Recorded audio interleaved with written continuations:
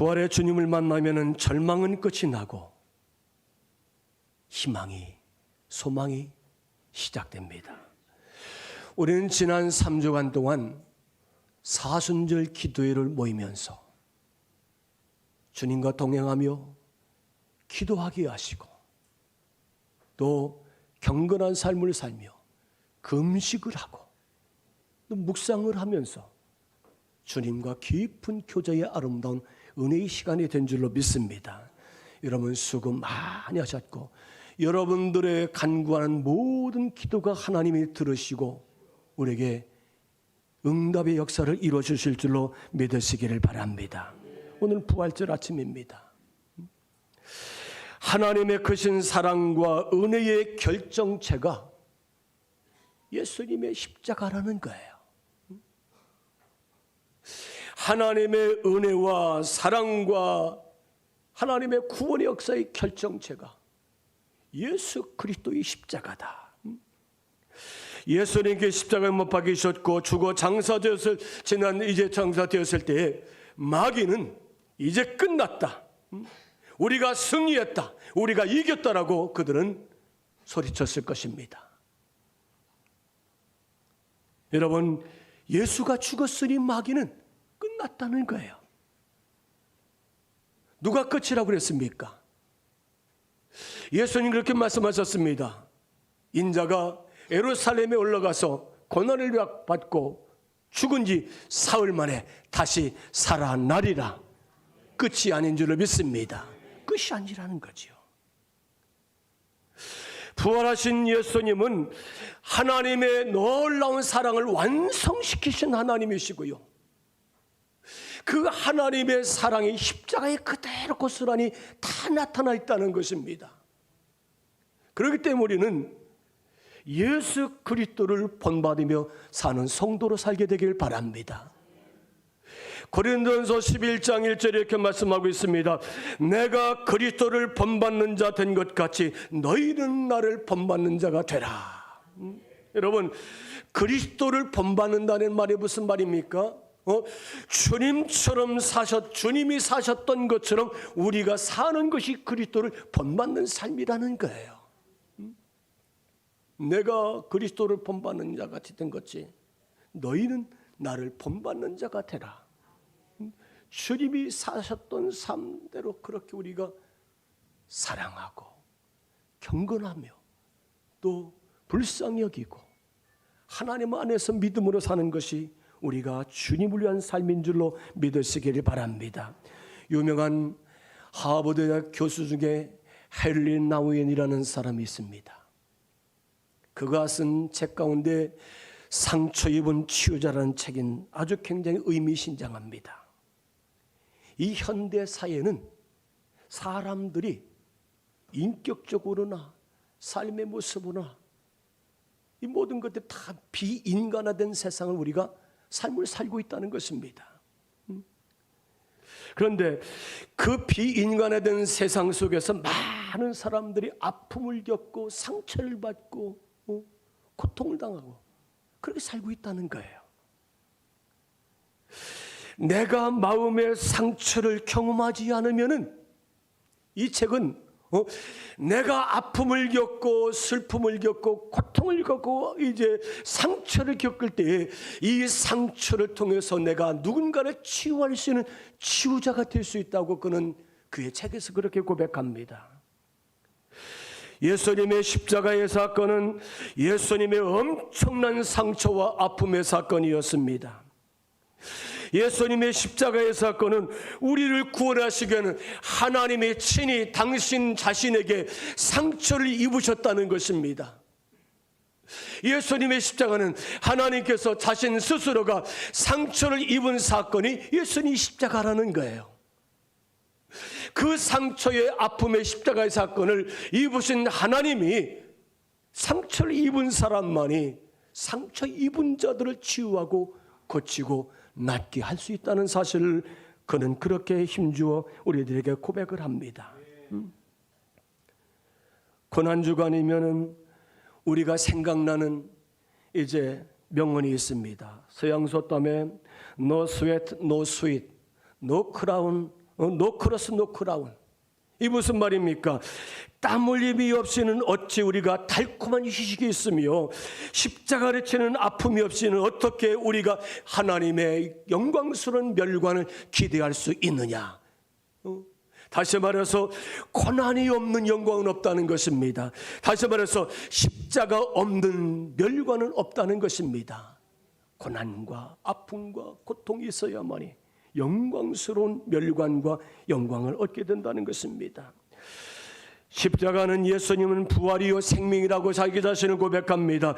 그래서 이제 부활과 생명을 믿으면 죽어도 살고 부활하고 소망을 우리에게 주시고 있는 줄 믿습니다. 오늘 25절 말씀을 같이 한번 읽겠습니다. 같이 읽습니다. 25절 말씀 같이 읽습니다. 예수께서 이르시되 나는 부활이요 생명이니 예수께서 이르시되 나는 부활이요 생명이니 나를 믿는 자는 죽어도 어떻게 된다고요? 살려야겠다. 여러분, 예수 믿으면 죽어도 살 수 있는 줄로 믿습니다. 예수님의 부활의 사건을 믿으면 우리가 희망이 있어요. 아멘. 죽어도 살 줄로 믿습니다. 그 부활을 믿으면 희망의 시작이에요. 예수님의 부활을 믿는 자들마다 하나님의 소망이 시작된 거예요. 예수는 희망의 시작입니다. 예수가 희망인 줄로 믿습니다.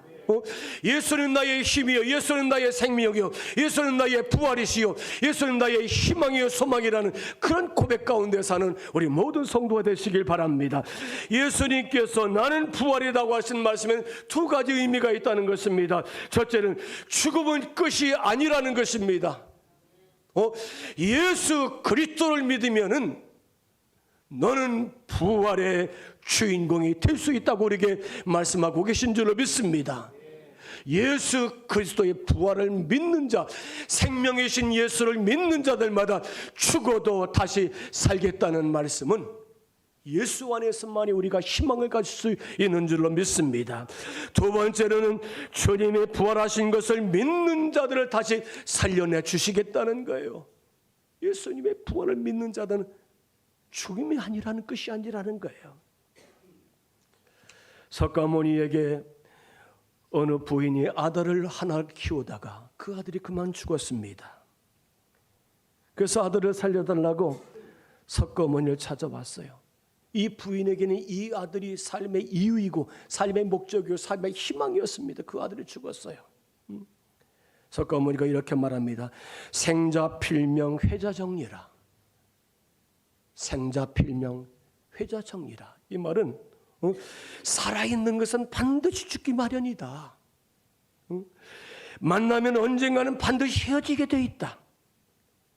이 여인은 이 석가모니에게 희망을 가지고 소망을 가지고 뭔가 우리 아들을 살려줄 것이라는 기대를 가지고 이 석가모니에게 찾아왔는데 생자 필명이요 회자정리라. 모든 것은 다 한 번 죽는 것이다. 만나면 언젠가 헤어질 것이다. 이 부인은 석가모니에게 희망을 얻지 못했습니다. 그러나 하나님의 아들 예수 그리스도는 죽은 자를 살려주신 줄로 믿습니다. 우리가 누가복음 7장에 보면 나인성이라는 곳에 과부가 살고 있었어요. 생때 같은 그 아들, 젊은 청년 아들이 이제 죽어서 장례 행렬이 이제 쭉 지나가는 것을 보시는데 그 어미가 과부가 그렇게 슬퍼서 울고 있습니다. 예수님 그 장례 행렬을 쫓아가셔서 딸아 울지 말아라. 그를 위로해 주시고 그 장례 행렬 관우에다가 손 이렇게 얹으셨더니 그 장례를 가던 발걸음을 멈춥니다. 여러분 율법에는 이 죽은 자의 몸이나 죽은 자의 관에다가 손을 넣는 것은 부정한 것입니다. 부정한 사람은 빨리 도망가든지 아니면 돌에 맞아 죽을 수 있어요. 지금 예수님께서 이 장례행일에 이 관우에 손을 얹었다는 것은 예수님 지금 부정한 거예요. 예수님 부정하지 않으면 어떻게 됩니까? 어떻게 해야 돼요? 예수님 부정한 사람이 되지 않으면 어떻게 됩니까? 이 사람을 살려내야 될 줄로 믿습니다. 이 사람을 살려내야만이 예수님이 지금 부정한 사람이 될 수 없다는 것입니다. 예수님께서 이렇게 말씀합니다. 청년아, 내가 내게 말하노니 일어나라. 청년아, 일어나라. 그때의 청년이 벌떡 일어나서 살아난 줄로 믿습니다. 우리가 마가복음 5장에 보면은 회당장 야이로의 딸이 죽었다는 소식을 듣고서 예수님이 그의 가정을 찾아갑니다. 그리고 예수님은 그 회당장에게 두려워하지 말고 믿기만 해라. 그 딸을 보니까 보고 나서 예수님이 이것은 죽은 것이 아니라 저가 자고 있느니라, 잠자느니라. 그리고 예수님이 이렇게 소리지는 달리다 끔 소녀야 내가 내게 말하는 일어나라고 할 때 그 소녀가 일어나서 말도 하고 걷기도 하고 살아 움직인 줄로 믿습니다. 42절에 소녀가 곧 일어나서 걸으니 나이가 12살이라 사람들이 크게 놀라고는 믿기만 해라. 저가 죽은 것이 아니라 자느니라. 여러분, 예수를 믿으시길 바랍니다. 믿기만 하라. 저는 죽은 것이 아니라 자느니라. 여러분, 믿음이 희망인 줄을 믿습니다. 믿는 것이 희망이 있는, 믿는 자에게 희망이 있는 줄을 믿습니다. 생명의 주이신 예수님은 죽음에서도 부활하셨고 죽은 자를 살려주시고 죽은 자를 일으켜 세워주시는 전능하신 생명의 이제 주인이신 하나님이신 줄을 믿으시길 바랍니다. 예수님은 나는 생명이라고 말씀하셨어요. 다시 살아난 생명이 나에게 있다는 것입니다. 여러분, 옛날에 농부들이 봄에 파종할 때에 쭉정이를 심습니까? 알곡, 생명 있는 씨를 심습니까? 알곡을 심잖아요. 쭉정이에는 생명이 없어요. 그건 씨앗이 아닙니다. 알곡만이 씨앗이죠. 알곡 속에는 생명이 있다는 거예요. 오늘 새벽에 말씀드렸듯이 감자를 심을 때에도 감자 하나가 있으면은 거기 눈이 있어요. 눈. 싹이 있잖아요. 그것을 잘라서 눈이 있는 것을 뭐 4조각이든 3조각이든 잘라서 그것을 땅에다 묻으면은 이 감자가 싹이 나고 썩어서 잎이 나고 꽃이 피고요. 그리고 밑바닥에서는 아주 알토란 같은 탐실한 감자 씨앗들이 열매를 맺는 것을 볼 수 있습니다. 예수님은 죽음에 걸어 들어가셔서 죽으셨다가 사흘 만에 살아나신 줄로 믿습니다. 예수님이 십자가의 길을 걸어가신 거예요.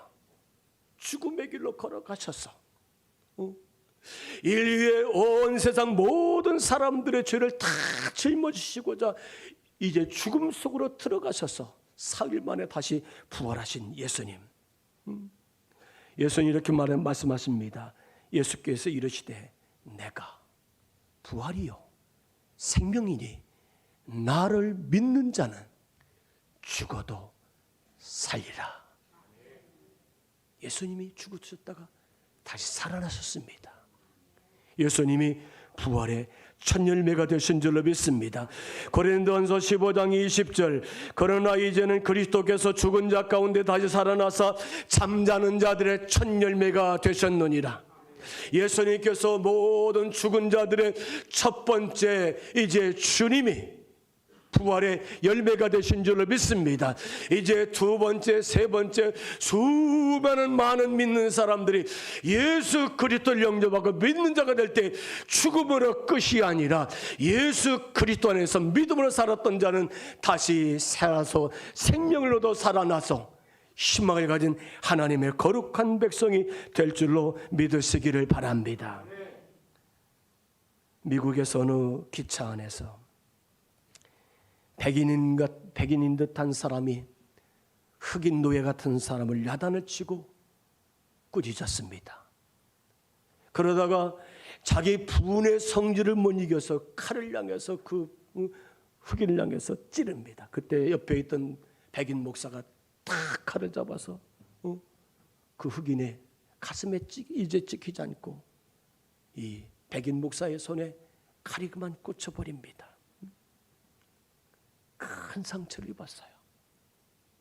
그때에 그 백인 노예 같은 사람이, 흑인 노예 같은 사람이 백인 목사에게 꿇어 엎드려서 나를 당신 것으로 삼아주십시오. 내가 당신에게 충성하고 내가 당신에게 순종하겠습니다. 그리고 그를 데리고 와서 자기 집에서 함께 살게 됩니다. 그 집에서 살다 보니까 많은 이제 동료들과 함께 서로 다투고 성질을 부리고 난폭하고 자기 주장을 세우고 고집을 부리고 괴롭히기도 하고. 그렇게 큰 소리 날 때면은 이 백인 목사는 흑인 그 노예에게 손을 딱 펼쳐 보입니다. 여기 뭐가 있어요? 칼자국이 있어요. 너를 구해준 칼자국. 흑인 노예는 자신의 다친 손자국을 볼 때마다 백인 목사 앞에 겸손하게 엎드려 이제 숙이고 순종하는. 여러분, 이것이 무슨 얘기입니까? 오늘 우리들의 모습이라는 거예요.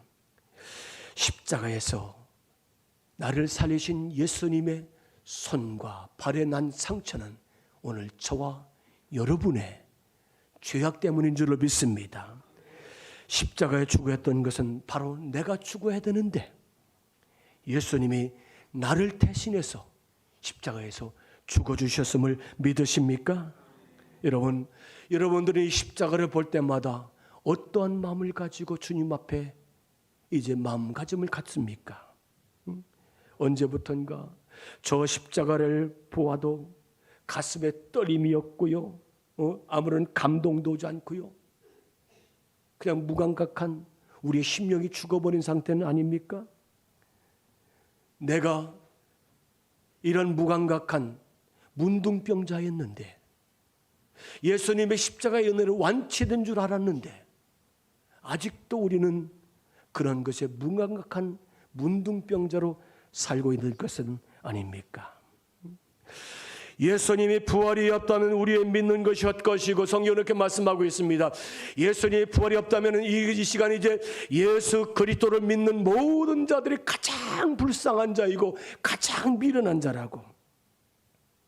고린도전서 15장 17절, 그리스도께서 다시 살아나신 일이 없으면 너희의 믿음도 헛것이고 너희가 여전히 죄 가운데 있을 것이요. 19절 말씀, 만일 그리스도 안에서 너희가 바라는 것이 만일 다만 이 세상 삶뿐이면은 모든 사람 가운데 우리가 더욱 불쌍한 자가 되리라. 사랑하는 여러분, 그러나 예수는 죽음에서 부활하신 줄로 믿습니다. 사실 살아나신 줄로 믿습니다. 우리 말씀 25절 26절 다시 한번 읽겠습니다. 같이 읽습니다. 예수께서 이르시되 나는 부활이요 생명이니 나를 믿는 자는 죽어도 살겠고 무릇 살아서 나를 믿는 자는 영원히 죽지 아니하리니 이것을 내가 믿느냐. 아멘. 제가 지난주에 우리 염인배 장로님 신방을 갔어요. 염장원이 당신 얘기하니까 귀가 번쩍 뛰느라고. 농사를 지으시는데 기생 오래비 같은, 무슨 기생 오래비 같이 농사를 짓는다는. 기생 오래비가 어떤 사람인지 아십니까? 기생 오래비는 있잖아요, 늘 말끔하게 깔끔하게 된 그게 기생 오래비라는 거예요. 농토도 있지 않아요? 이 장로님은 깔끔하게 기생 오래비 같이. 그러면서 하나님은 나에게 여호수아처럼 살게 해주실 것이라고. 여호수아가 몇 살에 죽으셨어요? 110살에 110살. 여러분 큰일 났어요. 우리 염장훈이 110살까지 산다니까. 여러분 아무튼 주구장창 우리도 건강하셔서 우리 염장훈이 잘 섬기면서, 장로님 잘 섬기면서 살아야 돼요. 저 어르신이 110살까지 사신다니까. 그래도 감사한 건 모세 형님하고 살다고 다 10살 줄이셨대. 그래서 110살까지 사신다는데. 그래요. 100살을 살든 110살을 살든 120살을 살든 죽음이 끝이 아닙니다. 여러분, 믿는 자들에게는 희망이 있는 줄 믿습니다. 다시 부활할 줄로 믿습니다. 다시 우리가 새로운 영원한 삶을 살게 될 줄로 믿습니다. 내가 믿느냐? 내가 믿느냐? 내가 믿느냐? 아멘. 내가 믿나이다. 살아서 나를 믿는 자는 영원히 죽지 아니하리라. 내가 부활을 믿느냐? 내가 부활을 믿느냐? 예수님 부활을 확실히 믿습니다. 이것이 우리의 신앙 고백이 되시기 바랍니다. 확신과 분명한 신앙 고백을 가지고 사는 우리 모든 성도가 되시길 바랍니다. 따라서 합시다. 부활을 믿으면 희망이 시작됩니다. 아멘. 우리가 다 육신을 후패하고 죽을지라 할지라도 예수 그리스도의 부활을 믿으면 우리는 다시 예수님처럼 산다는 사실을 믿는 성도가 되시길 바랍니다. 영원한 희망의 시작이 뭐예요? 그게 예수님의 부활을 믿는 것이라는 거예요. 예수님을 십자가에 내려서 장사되는 사람이 아리마대 요셉이라는 사람입니다. 아리마대 요셉은 성경에 보니 예수님의 제자라고 그랬어요. 또 그는 이스라엘 유대인 공회의원 중에 한 사람이 아리마대 요셉입니다. 또 그는 하나님의 나라를 기다리는 사람이라고 성경 말씀하고 있습니다. 우리 한번 같이 읽겠습니다. 요한복음 19장 38절 말씀 같이 읽습니다. 아리마대 사람은 예수의 제자이나 유대인의 두려워 그것을 숨기더니 이후에 빌라도에게 예수의 시체를 가져가기를 구하매 빌라도가 허락하는지라 이에 가서 예수의 시체를 가져가니라. 예수님이 제자로 공회의원이에요. 관원이에요. 유대인이에요. 바리새인입니다. 그러나 그가 예수를 만나고 예수를 믿은 줄 믿습니다. 그런데 공회에서 예수를 십자가에 못 박는 일에 투표를 했어요. 그때 그 많은 공회의원 가운데 유일하게 한 사람 반대표를 던진 사람이 이 아리마대 요셉입니다. 우리가 누가복음 23장 51절 말씀 같이 읽겠습니다. 그들의 결의와 행사에 찬성하지 아니한 자라 그는 유대인의 동네 아리마대 사람이요 하나님의 나라를 기다리는 자라. 공회의원 의원들이 있는 가운데 70명의 공회의원 의원들 가운데서 유일하게 반대표를 던진 사람, 의로운 사람입니다. 아리마대 요셉이 어떻게 해서 예수님 앞에 예수님을 십자가에 못 박는 반대표를 던졌습니까? 예수님의 부활을 믿은 줄로 믿습니다. 하나님의 나라를 믿은 줄로 믿습니다. 예수님의 제자인 줄로 믿습니다. 예수님의 부활을 믿고 희망을 갖고 사는 제자였기 때문에 안 됩니다. 반대합니다. 그분은 의로우신 분입니다. 그분은 하나님의 아들이십니다. 메시아입니다라고 고백했을 것입니다.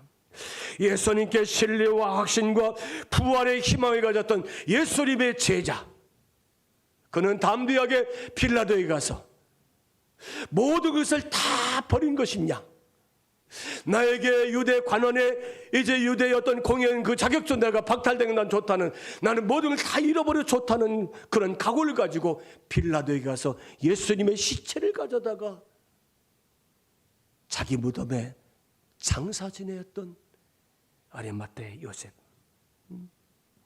한 가지 하고 마치겠습니다. 조선 땅의 어머니라고 하는 이화여대학교 총장이셨던 김말란 박사님의 이야기입니다. 김말란 박사님은 여러분 잘 아는 것처럼 내가 죽거든 어떤 그런 이제 슬픈 찬송을 부르지 말고 영광의 장성곡, 영광의 하늘을 올라갈 수 있는 그런 찬송 불러달라. 죽음 임박해서 수문을 몰아실 때 그의 제자들 곁에서 너무 슬퍼하며 엉엉 울면서 이제 울고 있었습니다. 그때 그분이 벌떡 일어나면서 내가 주님을 만나러 가는데 너희는 왜 나를 방해하느냐? 내가 주님 만나러 가는데 왜 방해하느냐? 왜 울고 불고 난리를 하느냐? 그렇게 야단을 쳤다고 합니다. 그리고 크게 그렇게 외치고 나서 누워서 잠시 후에 세상을 떠나 이제 주님을 만나러 가는 이 땅에서의 마지막 소풍을 마쳤다는 이야기입니다. 여러분, 예수를 믿는다는 것이 무엇입니까? 아까 제가 말씀드렸죠. 주님을 본받는다는 것은 주님처럼 살아가는 것이 주님을 본받는 거예요. 예수를 믿는다는 것은 뭡니까? 따라서 합시다. 예수를 믿는다는 것은 예수님의 부활을 믿는 것입니다. 아멘. 예수를 부활을 믿으면 어떻게 됩니까? 우리가 희망을 가질 수 있어요. 아멘. 내가 다시 살아나리라. 나도 부활하리라. 나도 영원히 죽지 아니하리라.